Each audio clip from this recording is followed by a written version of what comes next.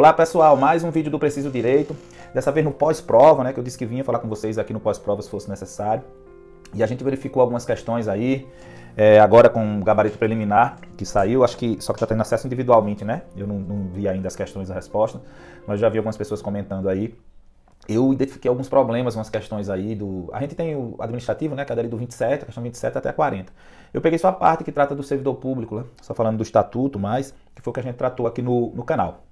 Então eu trouxe algumas questões para vocês, vamos responder as questões rapidinho aqui do estatuto. As 4 primeiras tranquilo, vou só fazer uma passagem por ela, porque quem estiver revisando aí já aproveita. Mas dali para frente é que eu vou querer a atenção de vocês, porque aí requer um aprofundamento maior para a gente justificar o porquê que a gente acha que as questões são passíveis de recurso. Algumas pessoas já mandaram aí sobre uma questão 38, salvo engano, que eu também acho que ela é passível de recurso, mas não pelo motivo que me mandaram. Me mandaram dizendo, 90 dias, na lei é 30 dias, então tá errado. Não é tão simples assim, eu vou explicar a vocês por que não é tão simples assim. Porque, de fato, a banca deu uma trabalhada em cima da Lei 8.112, a lei, pasmem, a lei do Estatuto do Servidor Público Civis Federais. Não vejo sentido algum daquela lei figurar nesse concurso, mas foi o que aconteceu. E a gente não vai rebater isso no recurso apenas dizendo que ela não podia ter usado a lei, porque ela não cobrou no edital, por exemplo, ou porque os servidores não estarão sujeitos ao regime. Então não tinha como cobrar. Eu não vou porque pode ser que eles usem o argumento, porque lá no conteúdo de direito administrativo eles colocaram o termo, o item 8 lá, servidores. Ficou genérico. Eu acho que eles não podiam ter usado por outras circunstâncias. Eu vou trazer entendimento jurídico nesse sentido e dizer por que a gente vai fazer o recurso, tá bom? E não se preocupem, vamos olhar aqui a data direitinho, mas eu vou disponibilizar esse modelo para quem quiser utilizar, evidentemente, que só vale a pena para quem errou a questão. E quiser utilizar, achar que vale a pena recorrer, beleza? Eu vou deixar tudo prontinho. Tem o meu eletrônico para mandar, não gasta nada. Se puder recorrer, pô, errou, recorre, sem problema. É bom. E anula muita questão. A gente fez o do concurso da Polícia Militar do Piauí. Naquela ocasião, eu tinha mais convicção de que anularia, porque era mais objetivo. Nessa aqui eu acho, sinceramente, que a gente faz, mas é difícil a banca anular. Eu creio que uma anulação de uma questão como essa, ela vai só se for para o judiciário. É o que eu acredito. Eu torço para que eu esteja errado e que, de fato, a gente faça o recurso e que, administrativamente, a banca anule. Porque eu acho que é o que tem que acontecer e eu vou dizer por que essa questão teria que ser anulada. Tá bom? Vamos lá. Primeiro, se a gente vai falar de recurso, vamos ver o que o edital está prevendo sobre isso. O item 8.12.2 do edital, se for lá está dizendo mais, explicando lá que meio é que você vai usar para enviar esse recurso, tudo direitinho. Mas o que interessa para a gente inicialmente é a data, né? Ele fala aqui que o candidato que desejar interpor recurso contra os gabaritos oficiais preliminares das provas objetivas disporá do período provável estabelecido no cronograma constante no anexo 2 deste edital para fazê-lo ininterruptamente. Então nós vamos lá no anexo 2 para ver esse prazo do cronograma, né? A prova aí dia 28, né? Vocês fizeram a prova dia 28. No dia 23 ao 25 era a previsão dele soltar o gabarito aí, mas parece que já soltou agora, não foi agora de manhã. Eu vi que já tem gente que teve o resultado aí. Então, disponibilizar a consulta do gabarito preliminar das provas objetivas. Se você tem seu acesso, você consegue consultar lá. Que eu já vi gente dizendo que viu uma questão certa, ela achava que era errada, então acho que já devem estar tendo esse acesso. Eu não tive ainda porque não abriu para o público ainda. Porque eu acho que só aqui dia 26 que ele fala. Divulgação dos gabaritos oficiais preliminares das provas objetivas. Eu creio que só aqui talvez eu tenha acesso. Quem não fez a prova tem acesso. E aí ele fala aqui, divulgação do padrão preliminar de resposta da discursiva também, hoje também, se não já saiu, vai sair hoje. E ele fala do período para interposição de recurso quanto aos gabaritos oficiais preliminares e padrão preliminar da resposta da prova discursiva divulgados. Então, tem o dia 24 e o dia 25, amanhã e dia 25, isso até às 18 horas. Então, se vocês quiserem utilizar o recurso, eu deixo ele pronto aí, mais tardar até 1 hora da tarde aí do dia 25, tá bom? Se vocês concordaram com o que eu vou falar aqui também, você vai dizer, não, aí não vai anular não, mas eu acredito muito que eles passaram um pouquinho a linha da bola quando foram fazer essas questões, confundiram um pouquinho os conceitos ali, eu vou trazer para vocês porque que eu tenho essa visão, tá bom? Vamos lá, as 4 primeiras questões, tranquilo, do Estatuto do Servidor, não vejo maiores problemas dela, quem porventura observar alguma coisa aí, comenta, que a gente vai encarar, não tem problema nenhum, mas eu recebi a prova, uma pessoa do grupo daqui do canal mandou para mim, meu Deus, esqueci o nome, mas enfim, depois veja aí, ele mandou, e aí eu consegui dar uma olhada hoje, pô, aqui essas questões não podiam ter sido cobradas dessa forma não. E eu vou trazer para vocês por quê. Mas as 4 primeiras, a meu ver, tá tudo tranquilo. Depois dela que eu vou querer a atenção dos senhores, com mais tranquilidade, porque essas são complexas. A motivação desse recurso não é tão simples, tá bom? Então vamos lá, vamos começar com a questão de número 27. A questão do número 27 tratou da questão do período em que o servidor está sujeito ao estágio probatório e quais são os servidores, quais são os cargos que estão sujeitos a estágio probatório. A gente falou muito sobre isso aqui, a gente fez um vídeo só sobre estágio probatório, quadro comparativo, fez direitinho os 8 pontos, eu fui 7 pontos também, 8 pontos, se não me engano, para o estágio probatório, tá bom? Então vamos lá, a questão diz, estágio probatório é o período inicial de 2 anos de efetivo exercício do servidor público nomeado para o cargo de provimento efetivo ou em comissão, em virtude da aprovação no concurso público e tem por objetivo, além da obtenção da estabilidade, aferir a aptidão do servidor para o exercício do cargo. Então essa questão ela tem alguns problemas. O primeiro deles, de cara, é que ele diz que o período inicial de 2 anos que está sujeito ao estágio probatório. E a gente viu, conversou, falamos no vídeo que são 3 anos. Isso mudou, gente, desde 2008. E aí eu vi muita gente comentando no pós-prova que botou que era 2 anos, por que na lei estava 2 anos e era 3, por que eu estava falando aquilo no vídeo. E aí eu falei, por que as pessoas estão falando isso ainda, uma coisa que mudou em 2008? E aí a gente está vivendo e aprendendo. Se eu tivesse percebido isso antes, eu teria dado um destaque. Eu fui verificar, quando você entra no site da Assembleia Legislativa e pesquisa a Lei 6123, ele lhe remete para o texto original. Não é com todo mundo que acontece isso, que vai depender do seu Google, se ele atualiza ou não. E ele remete para o texto original. E o texto original, ele está o texto ainda sem a mudança de 88. E o cara que não está habituado a isso aí, ele vai ficar com aquilo na mente. Então você tem que ir lá nos tem uns íconezinhos em cima lá, quando você entra lá na Assembleia Legislativa, um deles é texto integral. Você vai passar por cima, você vai ver. Quando você clica em texto integral, aí sim, ele remete você para a legislação atualizada, já com alteração, tudo direitinho. Eu acho que isso, eu estou supondo que isso deve ter acontecido com muita gente, porque 14 anos depois as pessoas ainda estão falando com isso, mas é uma falha, eu acho, do site, mas a gente tem que aprender a pesquisar lei seca e saber que a gente tem que buscar o texto integral e não o original que aparece de cara lá no site, tá bom? Então essa foi a falha, mas ó, são 3 anos direitinho. E o outro ponto dessa questão, são 2 erros na mesma questão, é que ele diz que quem também está sujeito ao estágio probatório é o cargo comissionado, não é.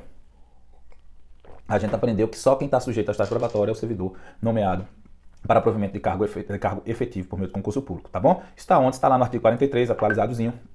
Estágio probatório é o período inicial de 3 anos de efetivo exercício do servidor público nomeado para provimento de cargo efetivo em virtude de aprovação em concurso público.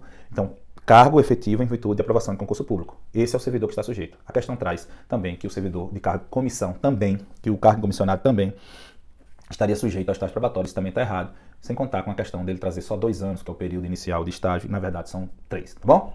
Sem mais delongas, essa questão sem maiores problemas, vamos para a próxima.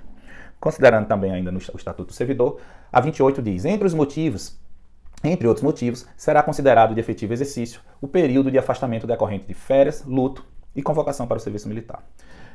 Quando a gente está estudando lá o Estatuto do Servidor, a gente diz, olha, existem várias licenças, vários afastamentos do servidor que é considerado como de efetivo exercício. Vai lá, dá uma leitura na lei seca, tudo direitinho, não deixa de ler, faz exercício e vem para cá para o vídeo que a gente vai destacar alguns pontos. Era isso que a gente fazia.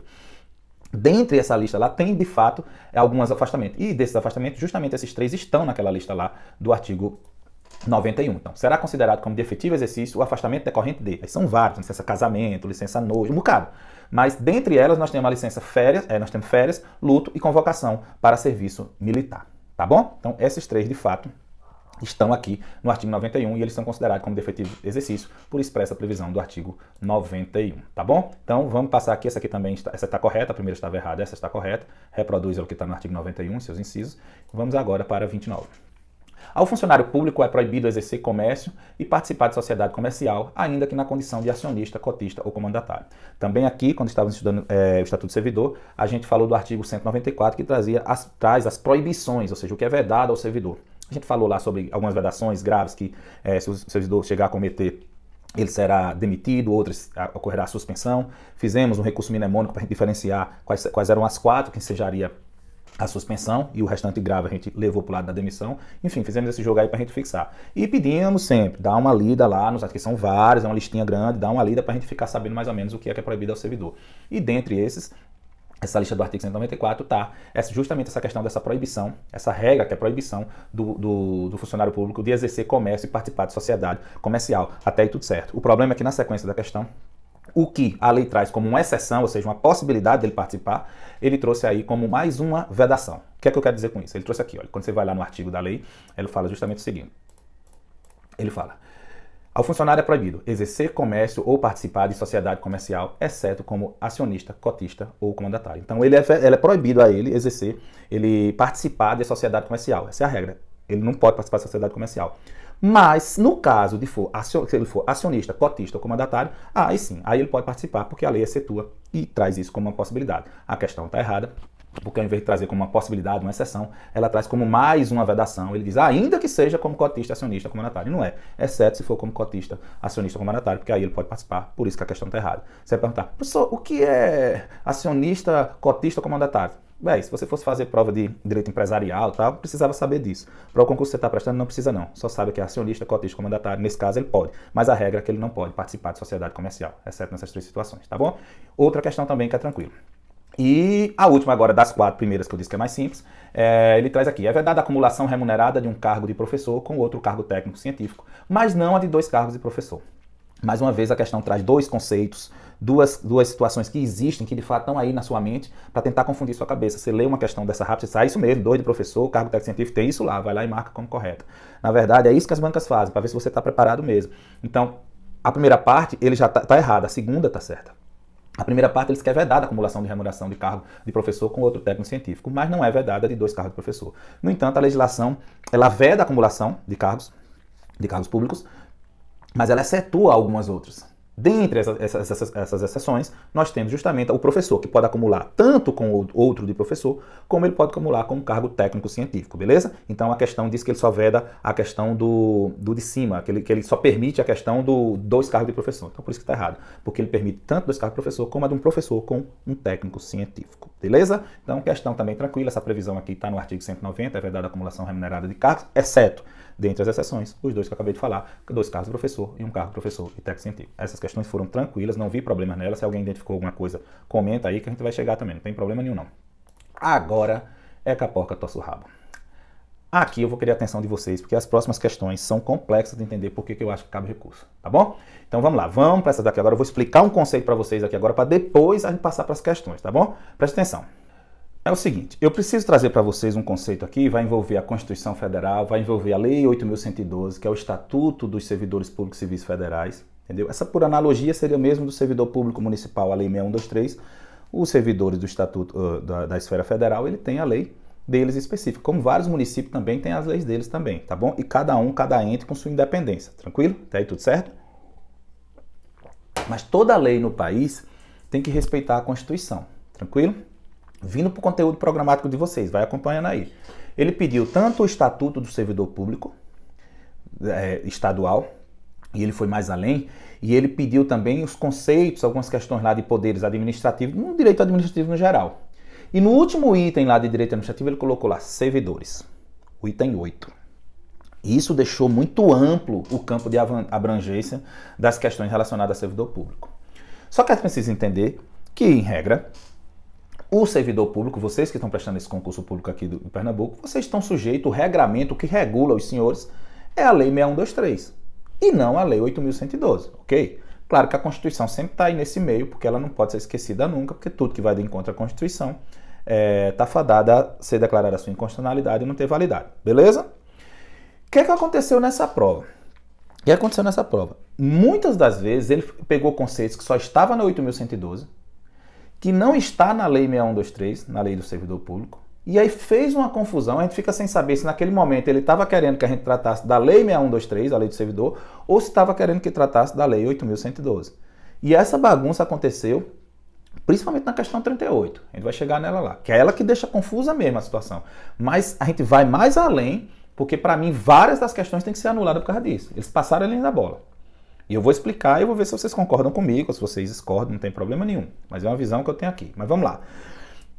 O que é que acontece? O que é que eu vou explicar primeiro para vocês? Eu vou explicar para vocês o entendimento que o STJ tem sobre o uso, por analogia, de leis de outros entes da federação. O que é que eu quero dizer? Por exemplo, eu tenho um município que tem determinada lei que trata de servidor. Vai ter algumas questões que o estatuto lá do servidor público municipal não tratou, ou se omitiu. Existe a possibilidade, por analogia, usar as outras normas de servidor público da esfera federal, a 8.112. Mas eu vou mostrar para vocês que isso é muito remoto. Para chegar até 8.112, aí tem toda uma celeuma. E aí eu preciso ver o entendimento que o STJ tem disso. A segunda turma do STJ fixou um entendimento nesse sentido. E também fixou um tema por meio de um enunciado. Eu agora esqueci o número do enunciado. Salvo engano, é o enunciado 553. O enunciado 553, ele trouxe esse entendimento do STJ com esse uso da analogia, com a possibilidade de você usar 8.112 para aplicar em outro ente da federação. E eu vou mostrar para vocês o quão distante é para chegar até isso e o que eu acho que a prova não poderia ter cobrado dessa forma e ela incorre em um equívoco muito grave quando ela faz isso. Vamos lá, o que é que o STJ entendeu? O STJ disse, olha, a regra é que não pode um ente federativo usar por analogia as normas do outro ente. Não pode. Então o Estado não pode, os entes entendem, ente municipal, ente estadual, ente federal, beleza? Não tem hierarquia entre eles não, independência, beleza? Independência administrativa. Então o que é que acontece? Eles usaram, para usar por analogia uma legislação, tem todo um caminho que eu vou explicar para vocês. Qual seria o caminho que o STJ entendeu? O STJ disse, a regra é que não usa. Não usa, não tem nada a ver. Uma coisa é o federal, outra coisa é o municipal, outra coisa é o estadual. Cada um que resolva os seus problemas. Isso foi a primeira visão. Só que, como toda boa regra, temos uma exceção. E a exceção foi dizer, olha, eu vou ler aqui e vou explicar para vocês. Os entes federativos podem suprir as omissões com normas constitucionais autoaplicáveis.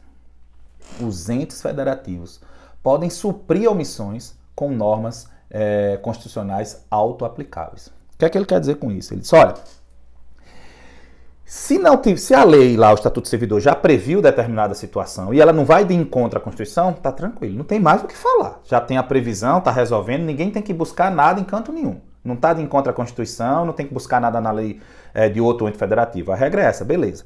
Mas existem situações em que a Constituição faz uma previsão,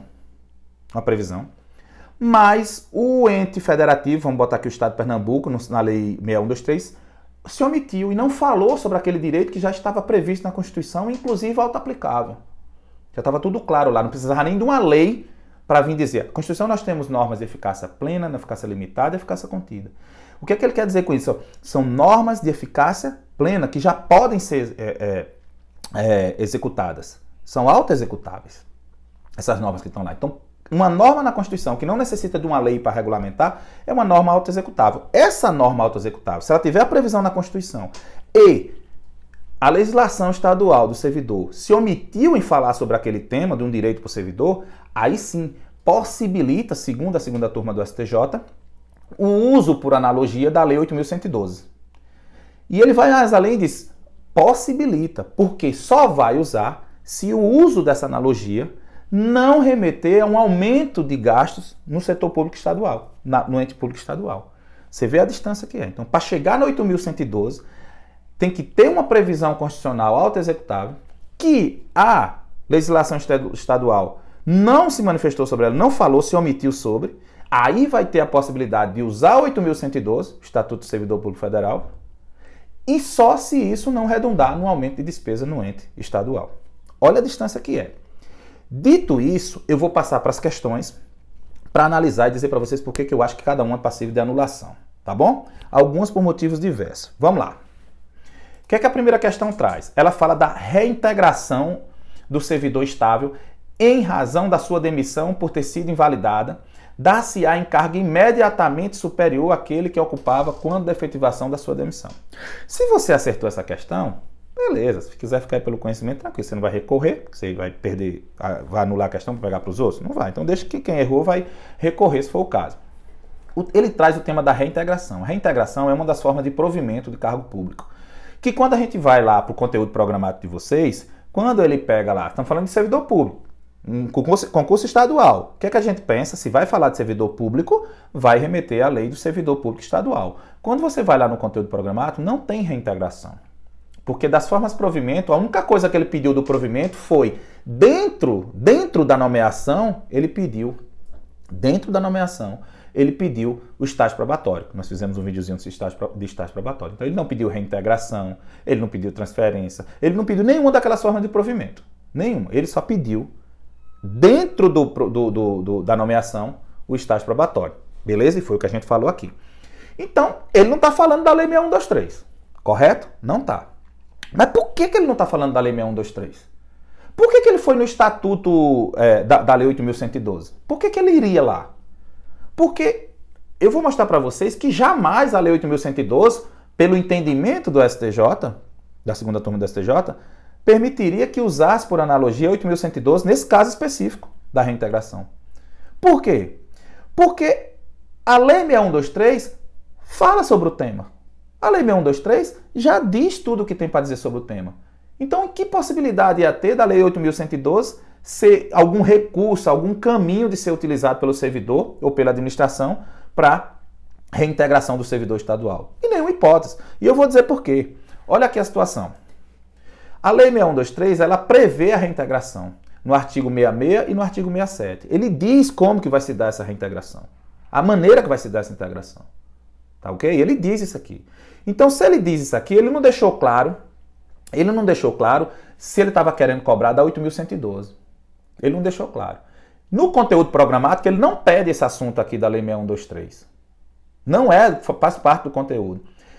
Aí você diz, então ele podia cobrar da 8.112? Não, porque 8.112 não há possibilidade dela se aplicar nessa circunstância. Mas por que você está dizendo isso? Por causa do entendimento da segunda turma. Porque qual é o entendimento? Pode olhar que tem na Constituição também. Ó. A Constituição traz a definição de reintegração. E é uma norma auto-aplicável. Por quê? Não precisa de lei nenhuma para regular. Ela mesmo já diz o que é a reintegração, em que vai se dar, como é que vai ficar no cargo quando voltar, que é no cargo das mesmas características, se o cargo for extinto, o que é que vai acontecer, diz tudo. Pode olhar aí, parágrafo 2º do artigo 41. Está aí na tela para vocês. Ela já diz a Constituição. A Constituição está dizendo. A Lei 6123 disse com todas as letras o que seria a reintegração. Está aí. Quando que entraria, que também tem a previsão, a Lei 8.112 nessa história? Em momento algum. Porque o STJ já disse que se a lei estadual já previu, já está tudo definido, não tem que se falar na Lei 8.112 por analogia. Porque não há omissão da lei estadual. Logo, o concurso faz uma confusão porque ele diz, velho, eu vou perguntar a eles aqui, eles vão ficar sem saber se eles vão na 8.112 ou se eles vão na 6123. Porque a 6123 tem, a 8.112 tem. A Constituição tem. E por que eles cobraram essa questão? Então se na 6123 tem, então eu podia ter cobrado. Não, porque você não pediu no edital. Não está no conteúdo programático. Então eu vou cobrar na 8.112. E é o samba do crioulo doida? E vai sair jogando assim, aí vou ver, não dá nessa, eu vou naquela? Não. E ele nem podia, e é por argumento jurídico, porque o entendimento do STJ, porque a 8.112 jamais se aplicaria nesse caso. Jamais, porque tem previsão expressa no Estatuto do Servidor Público Estadual. É por isso que essa questão deve ser anulada. O entendimento do STJ joga isso. Eu vou fazer o recurso dessa questão. Quem quiser pegar, vocês entenderam aí? Falou da reintegração. Agora, é uma questão tranquila, é uma questão que não veio tão difícil, só que a pessoa está com muita coisa para estudar, às vezes não pegou. Essa reintegração do servidor estável. E outra coisa, a legislação estadual, inclusive, é mais benéfica, porque ó como é que a Constituição trata invalidada a sentença judicial da demissão do servidor estável. Do servidor estável. A Constituição trata o servidor estável. Ele restringe ao servidor estável. Como se só o servidor estável, depois da adquirida a estabilidade, tivesse direito à reintegração. Mas você imagina aí, reintegração é o cara que foi demitido injustamente. E depois ele comprova que foi demitido. Aí porque o cara não tinha passado pelo estágio probatório, o cara não vai poder retornar ao cargo dele. Não, porque você não era estável. Meu velho, foi injustiça. Os caras demitiram e está aqui comprovado que foi injusto. Eu sou inocente. Mas não era estável. A Lei 8.112 também trata do mesmo jeito. E já o Estatuto do Servidor amplia, ele vai mais além. Ele diz, olha, reintegração é o ato pelo qual o funcionário demitido ou exonerado ilegalmente reingressa no serviço público com o ressarcimento das vantagens ligadas ao cargo. Ele não restringe ao servidor estável. Vai mais além. Então, o que justificaria o uso da 8.112? Nada. Então, essa confusão que ele fez bagunça a mente de todo mundo. Do candidato. E cabe sim no recurso pontuar isso daí. Inclusive com o entendimento do STJ que jamais a 8.112 usaria nesse caso. Então é aí onde eu vou no recurso. Vocês analisam aí, eu vou disponibilizar esse recurso daqui para o dia 25 de manhã, para que vocês possam utilizar se for necessário, se errar a questão. A questão era fácil de responder, se vocês acertaram, deixa quieto. Mas é a primeira questão passível de recurso. No meu entendimento aí, tá bom? Tá vendo aí, quem entender de outra forma pode comentar e a gente tá aqui para debater. Ninguém é dono da verdade não, tá bom? Mas eu tô trazendo esses argumentos, por que eu acho, por que eu entendo que essa questão tem que ser anulada. Isso é muito sutil, mas é uma realidade, tá bom? Vamos lá. A outra questão denomina-se readaptação. Lá era reintegração, aqui é a readaptação. É outra forma de provimento. Lembre-se, a Lei 6123 não traz forma de provimento, não traz definição sobre readaptação, não define. E o conteúdo programático não pede o conteúdo programático de vocês aqui do concurso professor, não pediu outras formas de provimento, a não ser a nomeação e só o estágio probatório dentro dela. Então, a Lei 6123 ele não podia cobrar readaptação. Mas vamos lá. Aí você diz, mas ele podia ir para 8.112? Vamos ver no que a gente aprendeu aqui, o que é que o STJ entende como possibilidade de ir para 8.112. Vamos ver se se enquadra? Aí poderia. Mas olha o raciocínio que o candidato tem que fazer. E lembrem-se que o que se pediu no edital de vocês foi noções de direito administrativo. Que noção é essa que você tem que saber o entendimento da segunda turma do STJ para saber se a 8.112 vai se aplicar ou não? E outra, ainda deixa em aberto, depende do caso concreto. É muito evoluído o negócio. É muito além do que se cobrou no concurso, do que se pedia no edital. Porque pediu noções de direito administrativo. Não é assim que se pode aprofundar dessa forma num concurso desse. Mas vamos lá, vamos ver se caberia alguma análise desse jeito. Qual é que eu já faço aqui o resumo? Na Constituição, a Constituição prevê a readaptação. Há uma previsão lá na Constituição da readaptação. Ele diz o que é a readaptação na Constituição. Artigo 37, parágrafo 3º. Pode dar uma olhada lá. O 13º. Parágrafo 13, na verdade. O artigo 37, parágrafo 13 da Constituição, ele prevê a readaptação. Lembra que o STJ diz? Tem que ter uma previsão constitucional auto-aplicável e a legislação estadual se omitir naquela relação. Aí sim tem uma previsão constitucional, a legislação estadual se omitiu, possibilita a ida por analogia na Lei 8.112. Olha só o que vai acontecer aqui. Ó. A Constituição prevê a readaptação. Quando você vai para a Lei 6123, a Lei 6123 não define readaptação. Ela não regulamenta a readaptação. Ela cita a readaptação, mas ela não regulamenta o que seria. Então ela foi omissa. Está indo no caminho do que o STJ está dizendo.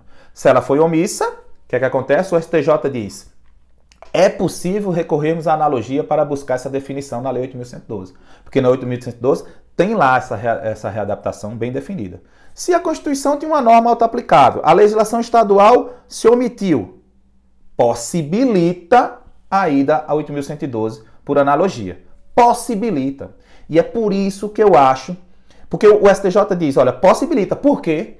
Porque tem que analisar no caso concreto se essa analogia do uso da 8.112 por causa da omissão da legislação estadual não vai redundar num aumento de despesa no Estado.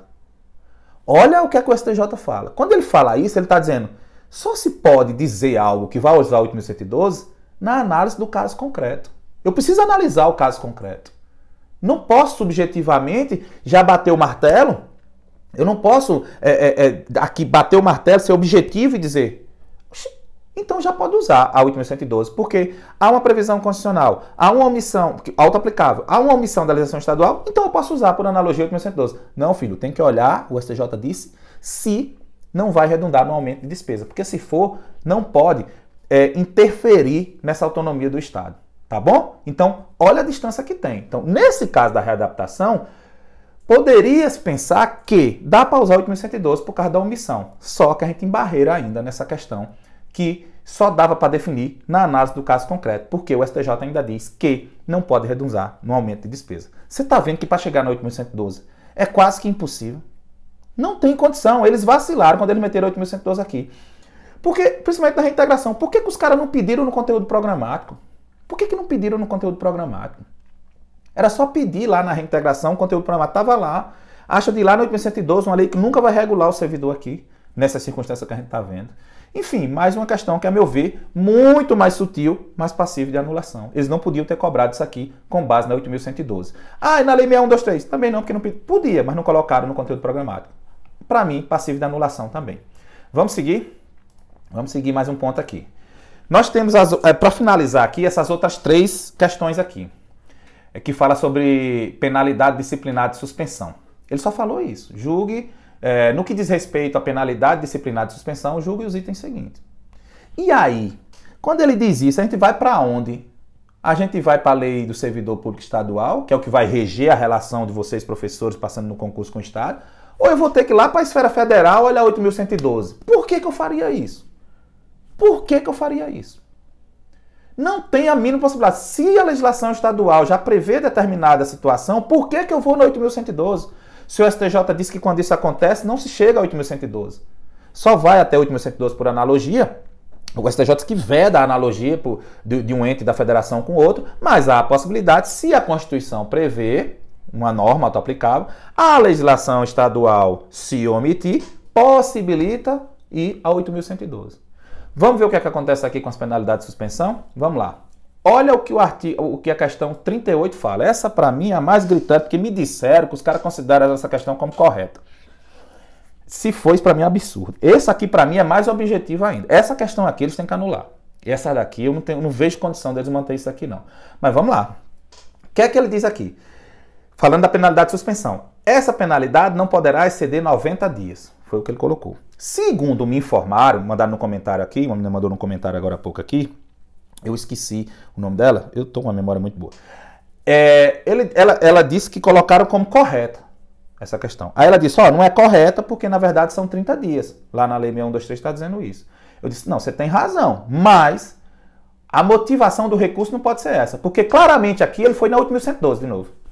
Mas por quê? Porque 8.112 fala em 90 dias. Diga aí o que os caras fizeram. Como é que os caras vão pegar algo que tem na legislação estadual, que supre e que já vai resolver todos os problemas da relação disciplinar nesse sentido dessa punição, e o cara vai lá na 8.112 que jamais será aplicado aqui no estado, nessa circunstância aqui? Foi o que eles fizeram aqui agora. Olha o que eles fizeram. Você vai, a Constituição não versa sobre suspensão especificamente. Ela não fala sobre suspensão. Ela deixa genérico lá. Quem fala isso é 8.112. Ela não fala. Então, já não atingiu o primeiro ponto que o STF diz. Se a Constituição trouxer uma norma sobre o tema auto-aplicável já. Se já tiver claro lá na Constituição como estava a questão da readaptação. Beleza? A Constituição não traz. Beleza. Você vai para a Lei 6123. Tem previsão expressa. A Lei 6123 fala da suspensão, a gente estudou. A suspensão que não excederá 30 dias será aplicada nos casos de... Aí traz a listinha lá. Não é isso? Então, tem previsão expressa no Estatuto Estadual. Por que eu iria na 8.112? Qual a razão de eu ir na 8.112? Para mim isso é muito básico. Essa daqui, eu cravo que vai ser anulada. Eu não consigo entender que eles vão deixar uma questão dessa sem ser anulada. As outras têm um quê de subjetividade aí que a gente vai analisar, embora recorrer também. Mas essa aqui é muito absurda. Porque como é que você diz, tem o Estatuto do Servidor, a relação do servidor que está fazendo o concurso é com esse órgão, e você vai buscar no 8.112 o entendimento. Se colocaram correto, gente, eu não vi o gabarito. Então se você diz, não, Jorge, eles colocaram errado essa daí, fechou. Mas se colocaram certo, como me disseram, não é certo. Ele não pode considerar certo. Ela é certa na 8.112, mas ele não podia cobrar 8.112 aqui não, porque tem previsão expressa no Estado, no Estatuto do Servidor. Então, como eu ia falando, se você pega aqui, aí logo, quando eu falando aqui embaixo, o entendimento, logo, segundo o STF, não é possível recorrermos à analogia para buscar a definição, mas já vista que a legislação estadual já supre. A legislação estadual já supre. Para que eu vou lá na 8.112. Então, a 8.112 prevê essa questão, essa penalidade que não pode, essa suspensão que não pode exceder a 90 dias. Ela faz essa previsão, que ela não pode exceder a 90 dias. Mas não tem lógica eles cobrarem 8.112. Então, a meu ver, se ele considerou essa questão como correta, ele está equivocado, que ele tem que considerar como errada, porque ele tem que levar em conta a previsão do artigo, do artigo 202 da Lei do Servidor Público Estadual, porque ela já supre. A gente jamais chegaria na Constituição, na Lei 8.112, porque embarreirava logo de início que eu olhava e tinha previsão legal. Então, assim, é um erro muito amador aqui, a meu ver. Salvo o melhor juiz aí, gente, eu digo direto, sou dono da verdade, não, e direito tem dessas coisas. Mas para mim está muito claro que aqueles passaram a linha da bola. Não podia ter cobrado dizer que essa questão está correta. Se ela estiver correta, eu não vi o gabarito, tá bom? Então, é outra questão passiva de anulação. Essa aqui eu acho que é mais objetiva ainda para se fazer o recurso. Então, são 3 questões já que eu vou fazer o recurso.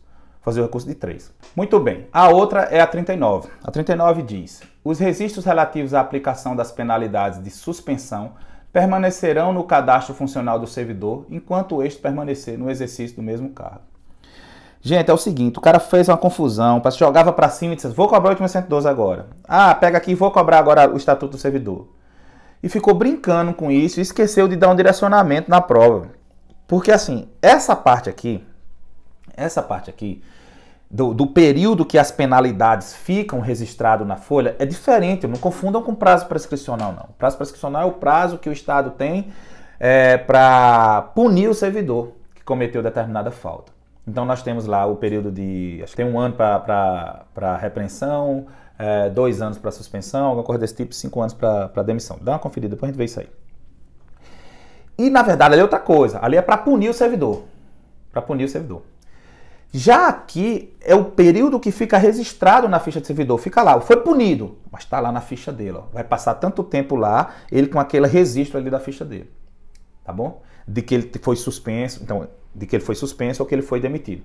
Então, na Lei 6123 não tem previsão sobre isso.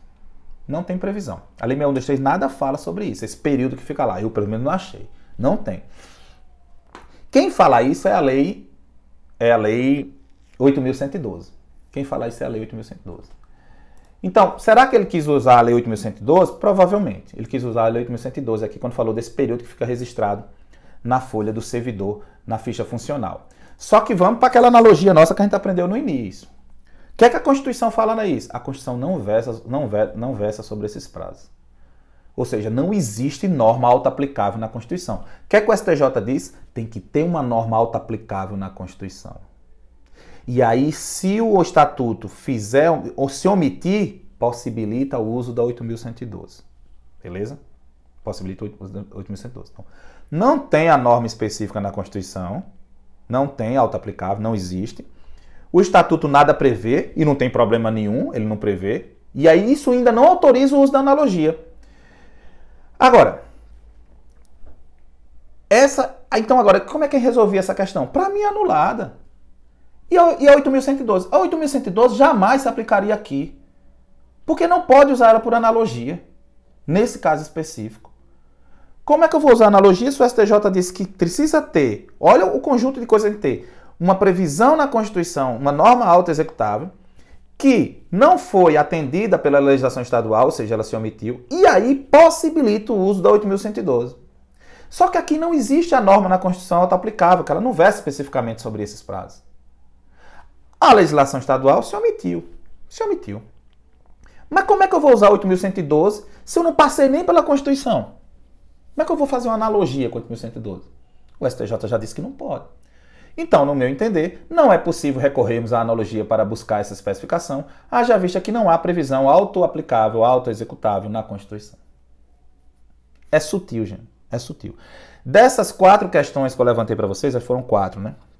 Dessas 4 questões, eu acredito muito que a 38 é muito gritante o equívoco dela, da questão 38. Das outras, rodeadas de subjetividades.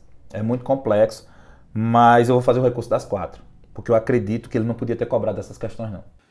Bom, e a última é a 40. A 40, gente, ela não tem muito problema não, porque a 40, se ele considerou como certa, provavelmente deve ter considerado como certa, porque de fato a suspensão pode ser convertida em multa. Essa previsão tem tanto na Lei 8.112, como tem na Lei 6123. Então, não importa em que ele se baseou, mas você que estudou a Lei 6123 faria essa questão tranquilamente. A gente falou muito sobre isso nessa conversão da suspensão em multa.